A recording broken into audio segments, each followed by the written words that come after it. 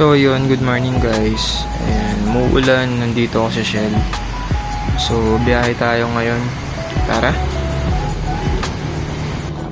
Ayan, so meron akong pick up dito lang. Del Monte lang ito. Going to Vertis.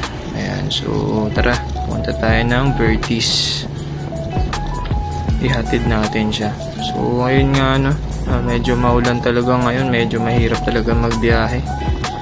At ayun, kailangan natin gawin to kasi ito ang ating pinakatrabaho. Ayan, so nandito na tayo sa Vertis.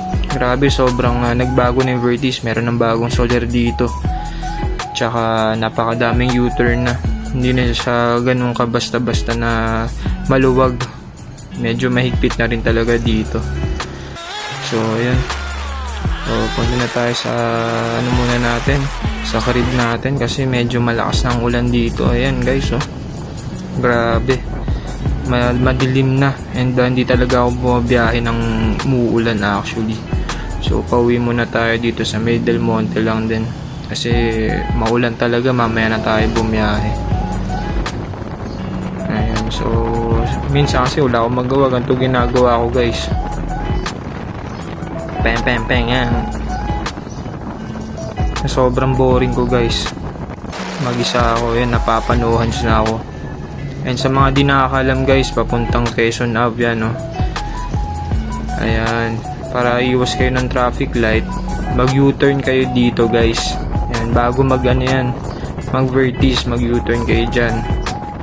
After ng U-turn dyan, yan, pakaliwa na tayo dyan, yan, after dyan, pakana na agad dyan, pa Quezon Ave. Diba, galing Vertis yan. Hindi mo na kailangan mag traffic light. Tagal ng traffic light dyan, tol. Umay talaga dyan. Yan, so uwi muna tayo guys. Medyo maulan. Ayan, Quezon Ave. Mga nakakayala sa dyan, sa lugar na to. Ayan, sana masuportahan nyo. So susunod na lang muna guys, Thank you. Maulan, ingat.